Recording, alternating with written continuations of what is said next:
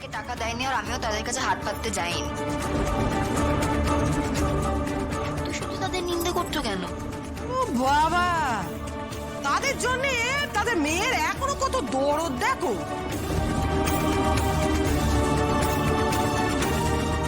তো দানাই পানাই না করে সোজা সুজি বলে দিলেই তো হয় যে অতগুলো টাকা এলো কোথা থেকে। সব হিসেব নিকেশ নয় পরে দেওয়া যাবে, আমি তো পালিয়ে যাচ্ছি না এ বাড়ি থেকে। যাও না, তাড়াতাড়ি তৈরি হয়ে না, আমাদের এক্ষুনি বেরোতে হবে, নইলে মোড় থেকে 11:30টার বাসটা ধরতে পারবো না তো। হ্যাঁ যাই।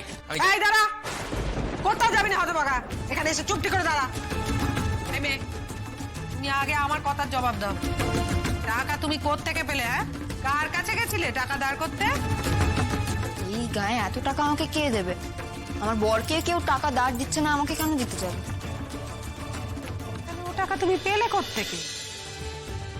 তো সেসব হিসেব নিকেশ আমি পরে এসে দেব, এখন কথায় কথা বাড়বে। তুমি যাও না গো, একখানা ভালো জামা গলিয়ে আসো না, নইলে তো আমাদের টাইমটা ফেল হয়ে যাবে। ও মা, এখন ছাড়ো না এসব কথা, এসে এসব নিয়ে কথা বলা বলি হবে না হয়। আমি তৈরি হতে গেলুম। ওই ও মামা তাক না, ওরা ওরা ফিরে আসার পর জানা যাবে টাকার কথা। এখন একটা শুভ কাজে যাচ্ছে, ঠাকুর ঠাকুর করে যেতে দিন না মা। বড় বৌমা, তোমার শুভ কাজ তোমার কাছে রাখো তো, ওসব হেয়ালি করে আমার কাছে পার পাবে। আমাকে জানতে হবে যে এই টাকা কোত্থেকে পেলে তুমি। টাকা?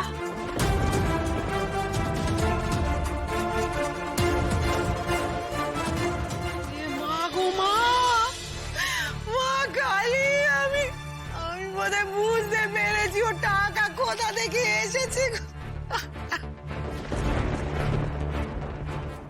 হায় হায় হায় হায়, কেমন কেমন সর্বনাশী মেয়ে ছেলে গো, আমাদের পরিবারটাকে পুরো ছারখার করে দিলে। ও মা, আমাকে এমন করছো কেন বলো তো? আচ্ছা, ছোট বৌদি কোথা থেকে টাকা পেয়েছে বলো, কোথা থেকে পেয়েছে? সর্বনাশ করে টাকা এনেছে, নিজের পায়ে নিজে কুড়ুল মেরেছে।